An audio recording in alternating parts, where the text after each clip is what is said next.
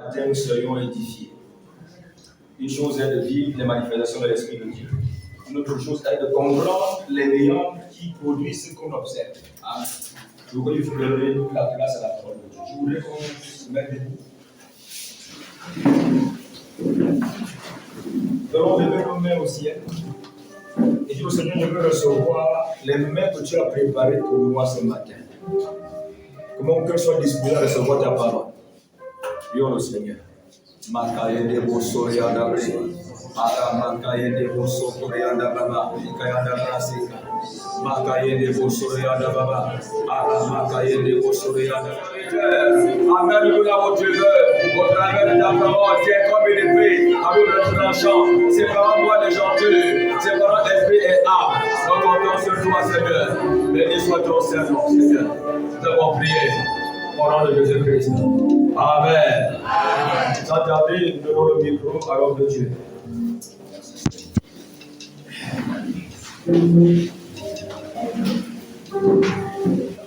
Avant de prier, j'ai un message d'encouragement adressé à certaines personnes.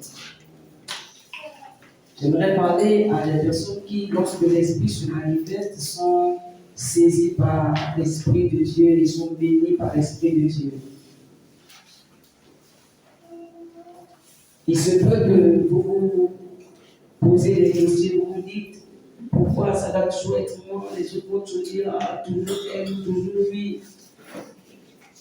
J'aimerais te dire de ne pas laisser de telles pensées parasites te faire passer à côté de la grâce de Dieu. Le Saint-Esprit auquel tu es ouvert et qui vient pour te visiter, pour te bénir, il est en train de paramétrer le programme divin dans ta vie. Parce que dans quelques années, tu seras assuré également quelque part comme moi devant, en train de bénir des foules. Alléluia. Et là, aujourd'hui, il est en train de paramétrer des choses en toi. Ainsi, ne sois pas embêté, le roi du monde, de te dire que pourquoi c'est toujours moi. Laisse les autres être distraits. Laisse les autres dire ce qu'ils veulent. Mais toi, concentre-toi à avoir soif de Dieu, à désirer son toucher. Alléluia. C'est très important. Sois encouragé. Toutes les fois, où que ce soit ici ou ailleurs, que tu aies la présence de Dieu, dis Seigneur, je suis là, je m'attends à toi. Je te désire. Je te désire. J'ai aimé ce qu'il a dit, il disait que c'est bien beau de vivre des temps dans l'esprit, mais il est capital et indispensable d'avoir des moments où on écoute la parole. Alléluia. Nous écoutons la parole. La Bible déclare qu'on commence par écouter la parole était avec Dieu et la parole était Dieu.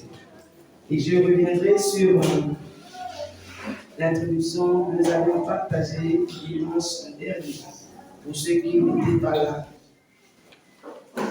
En l'introduction, nous disons, quelqu'un a dit un jour, le plus grand péché que puisse commettre le monde est celui de refuser Jésus. Le plus grand péché que puisse commettre le monde est celui de refuser Jésus. Et le plus grand péché que puisse commettre l'Église est celui de refuser et de s'opposer au Saint-Esprit. Cette déclaration forte met en lumière une réalité affligeante dans le corps de Christ notamment, celle qui consiste à pouvoir d'une part se réclamer, appartenir et à aimer Jésus de tout son cœur, tout en étant d'autre part fermé, étranger et opposé à la vie de l'esprit. C'est un paradoxe. On peut à la fois dire qu'on aime Jésus, qu'on appartient à Jésus, qu'on aime de tout notre cœur, mais d'autre part, nous sommes étrangers, nous sommes fermés et opposés à la vie de son esprit, le Saint-Esprit. Cela témoigne entre autres combien tout en étant à l'église et même depuis plusieurs années, il est possible que la communion, la relation pratique avec le Saint-Esprit dans notre marche chrétienne peut être insuffisante et parfois inexistante. Or, parlant de l'Esprit Saint, le Seigneur Jésus lui-même dira dans Jean 16, verset 7, Il dira, cependant je vous dis, Jean 16, verset 7, cependant je vous dis la vérité. Il vous est avantageux que je m'en aille, car si je ne m'en vais pas, le consolateur ne viendra pas vers vous. Mais si je m'en vais, je vous l'enverrai. Dans Parole de vie, le même verset, il est dit, pourtant je vous dis la vérité, il vaut mieux pour vous que je parte. En effet, si je ne pars pas, celui qui va vous aider ne viendra pas à vous. Mais si je pars, je vous l'enverrai. Amen. Amen. Et une autre version, parole vivante, mais c'est la pure vérité que je vais vous dire. Si je m'en vais, c'est pour votre avantage. En effet, si je ne m'en allais pas, le conseiller divin ne viendrait pas vers vous. Il est donc préférable pour vous de le voir partir, car alors je vous l'enverrai. Alléluia. Amen. Est-ce que nous voyons la considération que le Seigneur Jésus accorde au Saint-Esprit? Il est sur le point de partir, de terminer son ministère terrestre. Et il met un point d'honneur à dire à ses disciples qui l'ont suivi durant 3 ans et demi qu'il est important que lui il puisse partir afin que l'autre consolateur, le Saint-Esprit, le Paraclétos, puisse venir. Alléluia. Et alors qu'ils sont quelque part tristes, et cela a raison, mais il leur dit c'est votre avantage que moi je puisse m'en aller. Parce que si je ne pars pas, je ne pourrai pas vous envoyer le Saint-Esprit. Mais si je pars, je vous l'enverrai.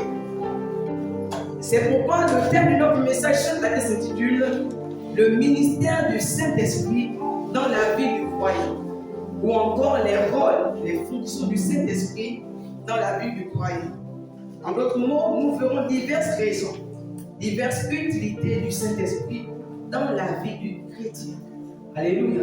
Amen. J'aimerais dire que le Saint-Esprit ne sert pas seulement à travers la langue. Alléluia. Amen. Amen. Amen. Il sert à beaucoup plus de choses. Le but du message de ce matin est de nous amener à connaître un peu plus la personne du Saint-Esprit et à communier et collaborer de manière plus active avec lui au quotidien, et cela dans tous les domaines de nos vies. Amen. Amen. Le but de ce message ce matin, c'est de nous amener à connaître un peu plus la personne du Saint-Esprit, à avancer dans notre communion, notre collaboration avec lui, dans notre vie quotidienne, et cela dans tous les domaines de notre vie. Pour ce faire, nous verrons dans un premier temps quelques rôles ou fonctions du Saint-Esprit dans la vie du croyant. C'est notre premier point. En second, quelques obstacles empêchant les enfants de Dieu de bénéficier du ministère du Saint-Esprit. Et enfin, nous verrons quelques attitudes à adopter et actions à mener pour jouir réellement et davantage du ministère du Saint-Esprit. Alléluia. Amen.